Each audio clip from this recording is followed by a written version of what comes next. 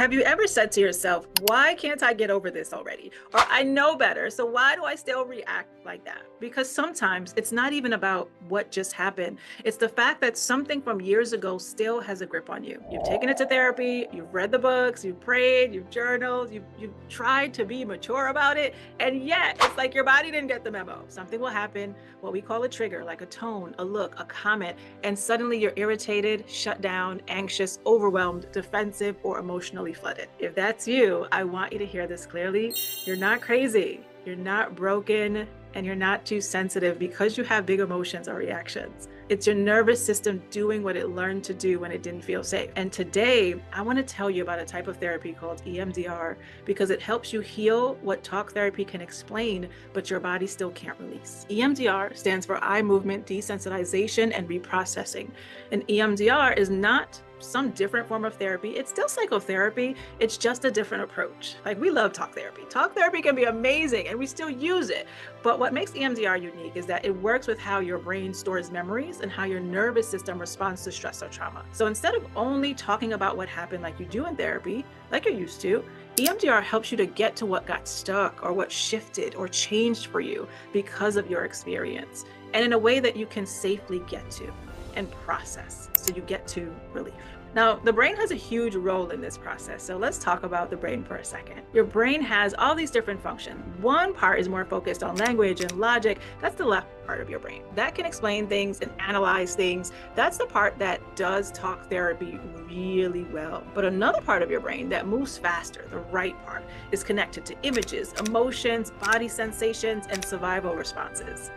Trauma tends to hide more in that space. See, when something overwhelming happens, like let's say a car accident, your brain doesn't store it like a normal memory that has a beginning, middle, and end. It stores it like a file that includes the picture, like the mangled car, or the feeling, like the fear of knowing something bad was about to happen or did happen, or the shock or sadness of the aftermath of that accident, or maybe regret or sadness or guilt. The body responses, like if you threw your hands up in defense, right? Or you froze in the situation. The sounds, like the car screeching to a stop, and the meaning you made in the moment, like something bad will happen to me every time I get in a car. It's my fault, I can't do this. All these negative and unhelpful ideas or beliefs. Those pieces get stored in the right part. So you might not just remember what happened, you remember what it felt like the fear before the collision and the deep hurt or regret. And that's why sometimes you can know better or know something doesn't make sense. But when you experience one of those sensory aspects of the event, if you will, your body will respond as if it's back there again, happening in real time, as cars screech near you, or guilt kicks up trying to drive again, or as, anything related to the event happens again. It's like your body feels like it's in danger all over again, and that something bad will happen. See, trauma does not respect time or place and loves a false narrative, okay? Trauma is really this profound loss of control. Something happens, sometimes suddenly, sometimes over time, and it changes how you see yourself, how you see people, how you see safety, and how you see love, how you see the world. And in that moment, you don't always have the insight, maturity, support, or language to fully understand what's happening.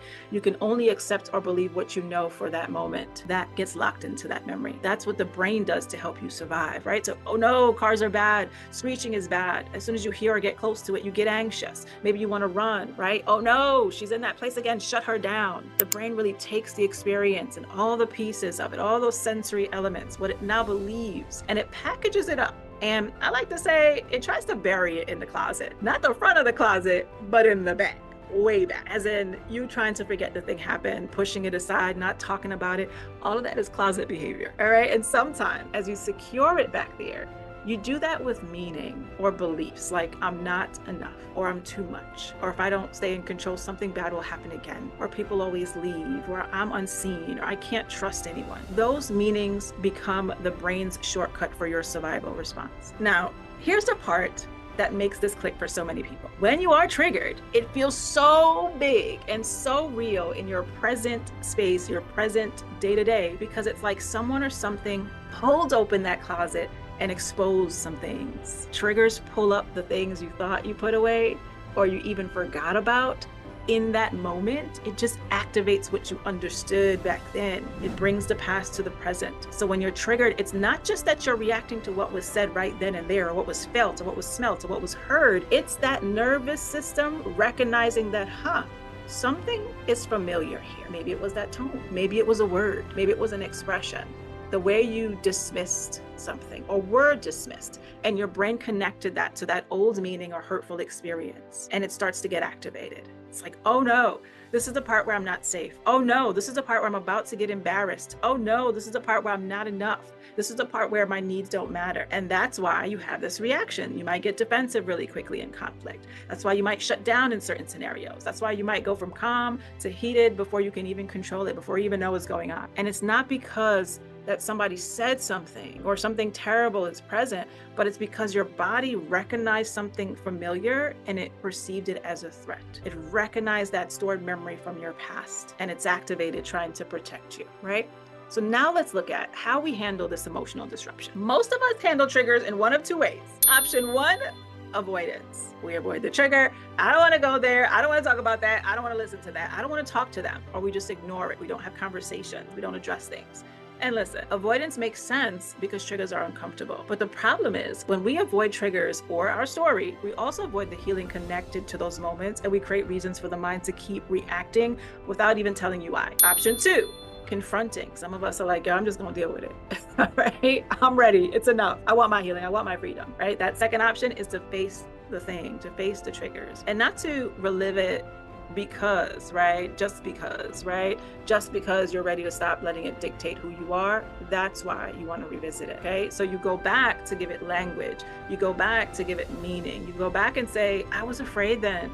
I was hurt. I was too young to know what to do with that. That it really wasn't my fault. That my voice matters, that I matter. And this, friends, is where EMDR is powerful. EMDR helps you go back and not to re-experience the pain, but to reprocess it, to digest it and let it process, to look at it again with new eyes, with your adult mind, with new insights and information and present day safety, with support, right? Like I love to tell my clients, EMDR helps you take what's in that closet and safely pull it out so you can reorganize it. It's like we're spring cleaning. We are reorganizing the closet so there's room to breathe again. We are making space for what you actually want, right? EMDR uses something called bilateral stimulation that can be eye movements, tapping, this or tones, and it helps the brain to do what it actually naturally does at night while you sleep, especially during REM sleep. It does the reorganization for you, right? And what happens in that process is your brain starts connecting memory and language and new insights and present safety so you can still remember what happened, but you stop responding from it. Like how magical is that? And you don't forget it, you resolve and you heal it, right? Because no,